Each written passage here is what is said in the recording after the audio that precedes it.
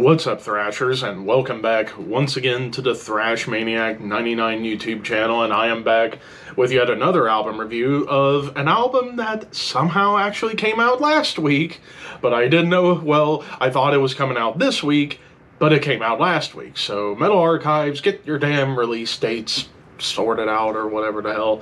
But anyways, I am here to talk about the latest offering from Necrodeath, ARIMORTIS. So this also came out on, January 17th, this time on Time to Kill Records. This is the band's 14th studio album overall. Now, I'll be honest with you, I've only ever checked out one album from Necrodeath, and that's their classic debut album, Into the Macabre, which I think that is a barn burner of, like, blackened thrash, but also death thrash. But the main ingredient is thrash. Like, they are a wild thrash band.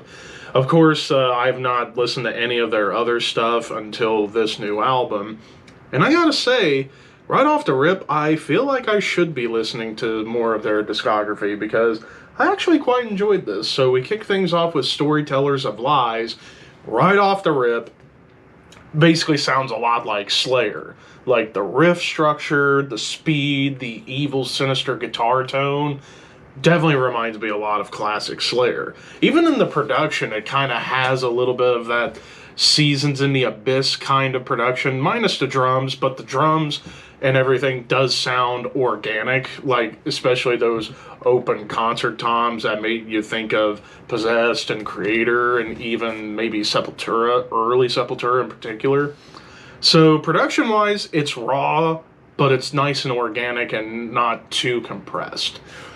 But with this opening track, it definitely is a good pace setter for the rest of the album. Like, you get your big squealy dive bombs that feel very much Slayer-esque, but it does transition into like a quick melodic lead, and there's even a doomy dissonant melody and a breakdown, but also some really cool chugs. So yeah, this opening track definitely got this album going in high gear, and it really doesn't break out of the thrash gear too much, but they do slow some parts down, whether to like a mid-tempo or borderline on doom. Some examples of where they slow sections down would be in the song Alien, which is the most black metal oriented song. It kind of sounds a lot like recent Dark Throne. But there's also like really cool tribal drums. Like, actually, tribal drums comes in a couple of times on both Alien and the song and the title track, I should say. Both of those have really cool moments of tribal drums, which I am a sucker for tribal drums because it just kind of adds more character to the rhythm section. The song New God, for example, actually, New God, the title track, Near Death Experience, and No More Regrets all either start off or includes acoustic guitars. Well, actually also Metempsychosis Part 2 and Hangover all have acoustic moments, and I actually like that they incorporate a little bit of acoustic guitar, or at the very least, clean guitar, because it definitely adds more eeriness and more of a discomfort kind of vibe to the album in terms of the way it's presented to your ears, where it just sounds like it could be something out of a horror movie or some kind of occult ritual or whatever. Definitely kind of makes you think of Slayer, but also bands like Evil. I would even argue Alice in Chains a little bit, like early Alice in Chains, when it comes to the acoustic and clean guitar sections that come up here across the board. But the song New God definitely feels a little closer to like a speed metal song because it's got more D beats and more galloping rhythms. And then you also get the re-recording of the song Necrosadist from the debut album, which the re-recording here was alright. I prefer the original version where it's much faster and more chaotic. I actually really like that version way more than this re-recording.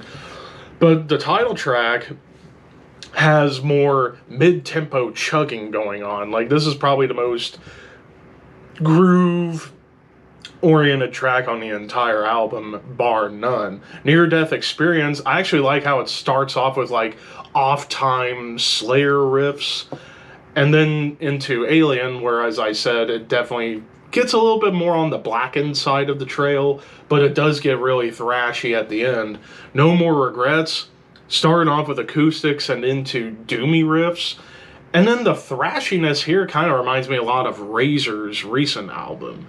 But the melody that pops up in the background made me think of the song Spill the Blood off of South of Heaven, which that's one of my favorite acoustic or clean guitar melodies I've ever heard.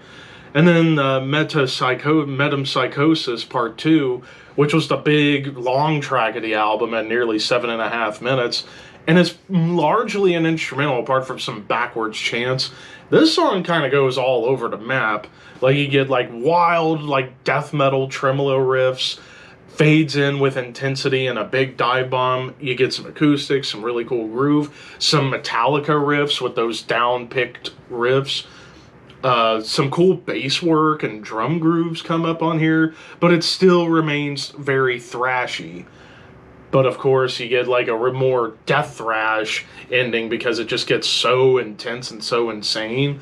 And then the closer, Hangover, feels like another awesome Slayer song, but with a dissonant melody that pops up once again. And also in the album with some puking, because with a song called Hangover, you might as well have someone throwing up in the background. So as far as any complaints go, I will say the re-recording of Necrodeath I don't think was really necessary. I mean, I'm not saying it was a bad re-recording. It was good, but compared to the original from Into the Macabre, it just doesn't hold up. It's not as fast. It's not as chaotic. And honestly, when it comes to Necrodeath, the more chaotic and fast, the better, at least in my mind. And then I will say, yeah, this album definitely goes down the well of Slayer quite a lot.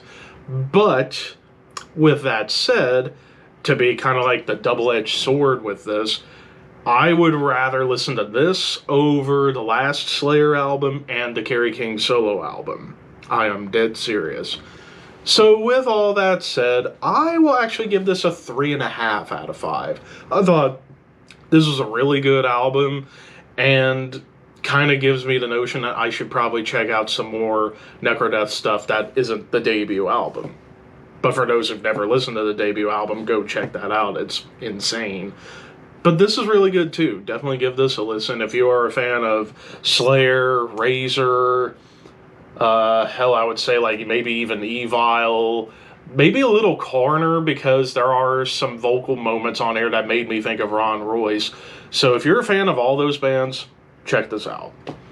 But of course, those are just my opinions. What did you guys think? Let me know in the comments below, and don't forget to like, comment, share, subscribe, all that fun stuff. But until next time, keep your horns high and your dreams wet.